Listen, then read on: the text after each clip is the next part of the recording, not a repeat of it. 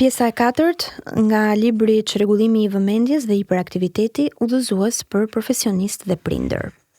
Çrregullimi i vëmendjes me hiperaktivitet përgjatë jetës. Koncepti i çrregullimit të vëmendjes me hiperaktivitet, si një vështirësi e lidhur ekskluzivisht me periudhën e fëmijërisë, ka ndryshuar dhe është zgjeruar duke u shtrirë në kohë. Pra, nga një çrregullim i konsideruar si vetëm i moshës në zhvillim, studimet, literatura, hulumtimet përqendrohen për herë më shumë në prognozën e ADHD-s si një çrregullim që është i pranishëm gjatë gjithë jetës. Sigurisht që shfaqet në fëmijëri, por çrregullimi i vëmendjes me hiperaktivitet është kronik, i vazhdueshëm, i qëndrueshëm dhe shoqëron individin përgjatë gjithë ciklit jetësor. Por ajo që dallon është sigurisht evoluimi i çrregullimit. Në mosha të caktuara ka forma dhe trajta të ndryshme, në varësi të ashpërsisë së simptomave dhe etapës në të cilën ndodhet individi. Çrregullimi i vëmendjes me hiperaktivitet në fëmijërinë e hershme. Përcaktimi i moshës së fillimit të çrregullimit është i vështirë për shkak të përcaktimit të sjelljes normale dhe anormale të fëmijëve në këtë moshë. Shumë prej atyre veçorive që konsiderohen si simptoma të çrregullimit të vëmendjes me hiperaktivitet janë në fakt sjellje tipike të fëmijëve. Lëvizje, gjallëria, përqendrimi i ulët, vëmendje shpërndar. Pra, është e vështirë të përcaktohet nëse sjellja hiperaktive është pjesë e natyrës së fëmijës në këtë moshë apo është një tregues i mundshëm i pranisë së çrregullimit. Për të bërë këtë dallim, kriteret kryesore që janë përcaktuese kanë të bëjnë me moshën e fillimit dhe kohë zgjatjen e simptomave. Sa i përket moshës së fillimit, përpara moshës 3 vjeçare, është e pamundur të arrihet në një përfundim të lidhur me vendosjen e diagnozës. Pra, mosha eksakte e fillimit nuk është e përcaktuar prerë, por nëse është fjala për çrregullim të vëmendjes me hiperaktivitet, simptomat duhet të kenë qenë të pranishme, 6 deri 12 muaj përpara moshës 12 vjeçare. Edhe se në të vërtet shfaqen shumë më herët se sa kaq. Cilat janë veçoritë e këtij çrregullimi në fëmijërinë e hershme? Gjatë intervistave të anamnezës mbi historikun e çrregullimit, prindrit raportojnë se këta fëmijë kanë qenë foshnjë të vështira. Përshtateshin me vështirësinë e ndryshimeve, ishin shumë aktiv ndaj stimujve të caktuar, kishin probleme me gjumin dhe irritoheshin lehtë. Mëtej, rreth moshës 3-4 vjeçare, kur fëmijët nisin kopshtin, fillojnë të shfaqen dhe simptomat e hiperaktivitetit dhe të impulsivitetit.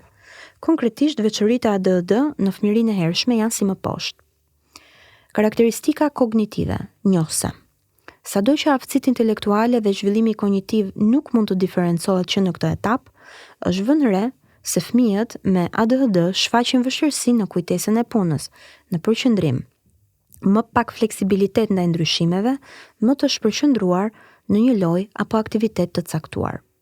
Sa i takon zhvillimit gjuhësor, një prej problematikave që raportohet tek fëmijët parashkollor që kanë predispozitën të shfaqin ADHD është aspekti gjuhësor.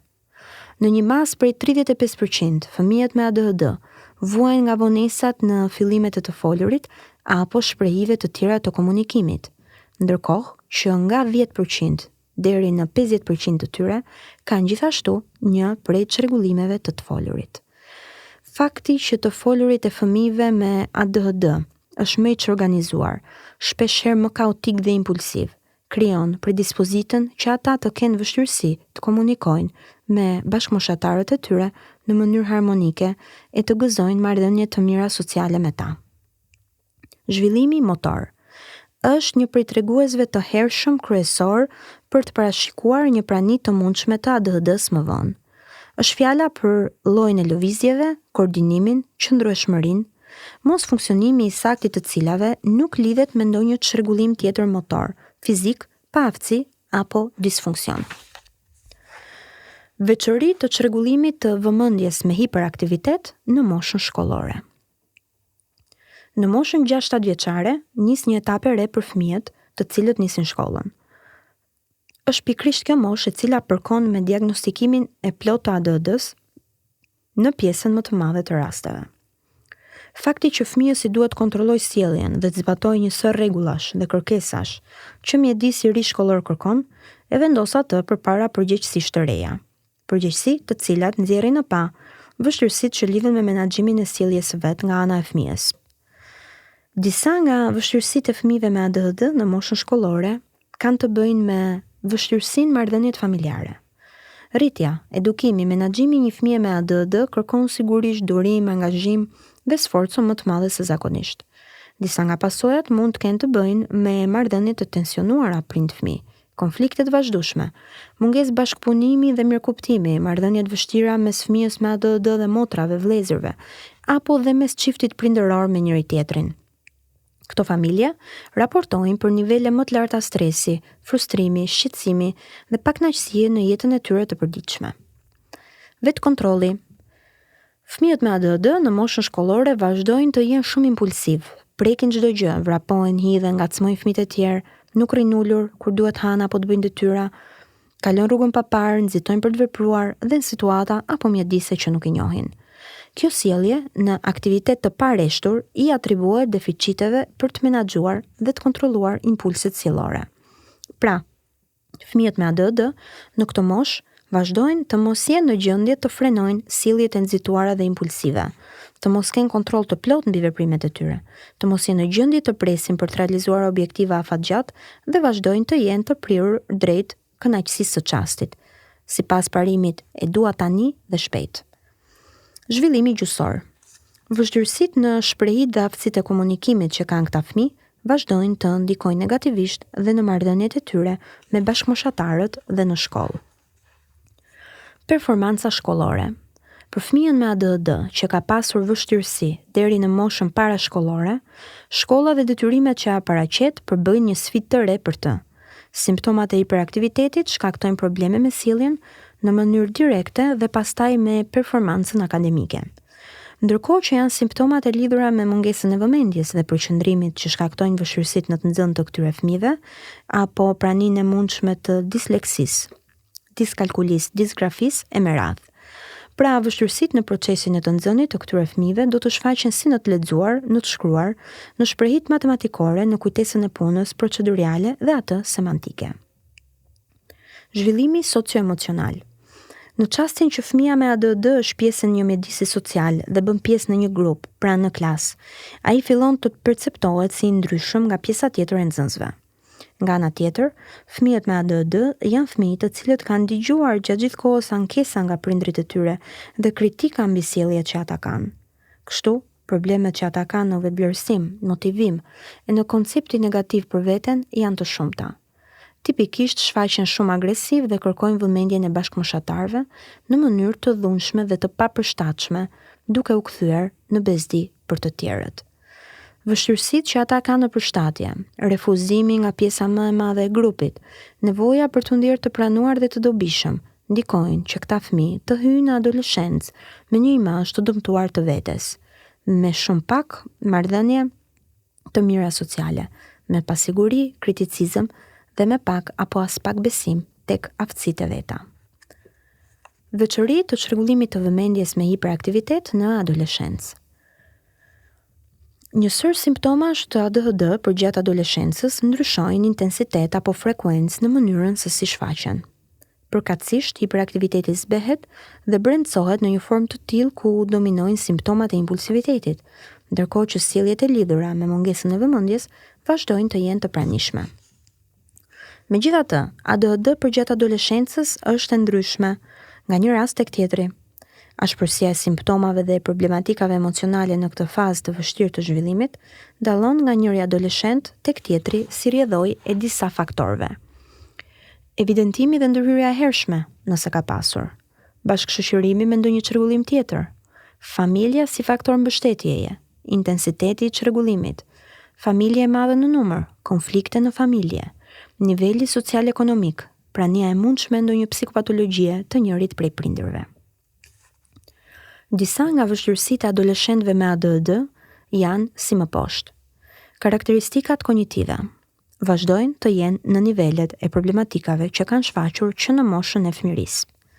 Pra, planifikimi, organizimi, përqendrimi, vëmendja shpërndar, përfundimi i detyre nga fillimi në fund mbeten disfunksionale. Performanca shkollore. Sa më shumë ndërlikohet sistemi shkollor dhe vështirësohet përmbajtja e organizimi i disiplinave të ndryshme, aq më shumë vështirësi do të hasin nxënësit me ADHD dhe aq më i lartë do të jetë numri i atyre që do ta braktisin frekuentimin e shkollës së mesme. Dështimet në thonjza të vazhdueshme dhe sistematike në rendimentin shkollor do të lidhen për herë më shumë me vetë konceptin e adoleshentit me ADHD, duke përkeqësuar vetvlerësimin e tij në mënyrë domethënëse. Zhvillimi socio-emocional.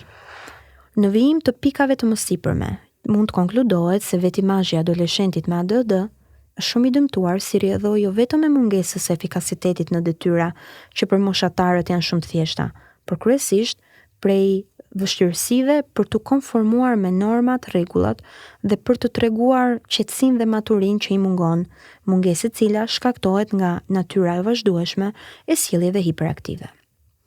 Gjasat që një adoleshent me ADHD të zhvillojë një çrregullim të gjendjes së humorit apo të ankthit janë të larta. Ndjenjat e veçimit, izolimit dhe përjashtimit janë ndër problemet kryesore të këtyre adoleshentëve, të cilat, përveç kritikave të vazhdueshme negative që marrin nga familja, vuajnë dhe vetmin prej bashkëmoshatarëve. Një pjesë e madhe e vajzave me ADHD zhvillojnë një çrregullim të ngrënit, kryesisht bulimin.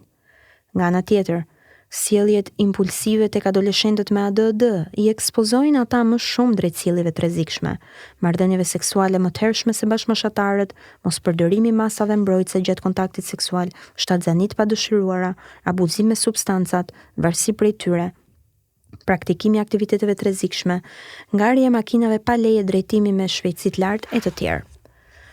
Veçori të çrregullimit të ADHD në moshën e rritur. A vazhdon çrregullimi i vëmendjes me hiperaktivitet të jetë i pranishëm gjatë gjithë jetës deri në moshën e rritur? Kjo pyetje është objekt diskutimesh mbi praninë e çrregullimit pas adoleshencës dhe se si shtrihet ecuria e ADHD përgjatë jetës së individit të diagnostikuar që në fëmijëri. A vazhdojnë simptomat e ADHD dhe kur individi nuk është më fëmijë, apo ato nuk janë më persistente pas një farë moshe? Për të përgjigjur kësaj pyetje, disa studiues, Faraone, Biderman, Mik, 2006, analizuan shfaqjen dhe ndryshimin e simptomave të çrregullimit në 21 raste me ADHD të diagnostikuar në fëmijëri. Kampionimi përbëhej nga individ, prej 10 deri në 30 vjeç. Për të parë në këtë mënyrë, për shembull, a kishte dallim mes ADHD së një fëmije që ishte nxënës shkolle dhe një të rriturit 30 vjeç. Rezultatet treguan se prognoza e çrregullimit në moshën e rritur varet në mënyrë direkte nga ashpërsia e çrregullimit, që do të thotë se në rastet kur simptomat e ADHD janë të pranishme, të gjitha që në fëmijërinë e hershme, ato vazhdojnë të jenë pjesë edhe të rriturit me ADHD në një mas deri 60%. Megjithatë, përtej shifrave dhe përqindjeve, ajo që është e qartë dhe e vërtet nga evidencat klinike është se të rriturit me ADHD vazhdojnë të kenë vështirësi, si rrjedhojë e çrregullimit dhe vazhdojnë të kenë nevojë për ndihmë specializuar. Karakteristikat e ADHD në moshën e rritur. Vështirësi më të mëdha në mungesën e vëmendjes sesa në sjelljen hiperaktive, vështirësi për të mbajtur vëmendjen, mungesë përqendrimi, padurim, irritim, vetvlerësimi i ulët dhe ndjenja dështimi, tolerancë e ulët ndaj frustrimit, rutinës dhe monotonisë, kërkim i vazhdueshëm i aktiviteteve me stimuj dhe emocionalitet të lartë, luhatje emocionale dhe ndryshimi i gjendjeve të humorit në mënyrë të papritur disa herë gjatë ditës, vështirësi për të respektuar kohën orare dhe afatet, mungesë qëndrueshmërie në marrëdhëniet ndërpersonale, ndarje të shpeshta, marrëdhënie të vështira në çift, sjellje të nxituara, të shpërqendruara, vështirësi në kujtesën e punës, ato verbale, kryerjen e detyrave e disa detyrave në të njëjtën kohë dhe kryerjen e detyrave apo përmbushjen e objektivave afatgjatë, vështirësi në përfundimin e studimeve, duke e braktisur shkollën e mesme apo universitetin në mes, braktisje e cila nuk lidhet as pak me inteligjencën. Vonesa ose mungesa në punë, ndërrime të shpeshta të vendit të punës, zhvlerësim dhe humbje të lehtë të interesit për atë që bëjnë. Problematika në marrëdhëniet me drejtuesit në punë dhe me kolegët. Për këtë arsye shpeshherë punojnë vetëm dhe jo në grupe. Varësi nga substancat, aksidente me makinë, probleme të shkaktuara duke qenë në efektin e alkoolit, sjellje agresive apo konfliktuale.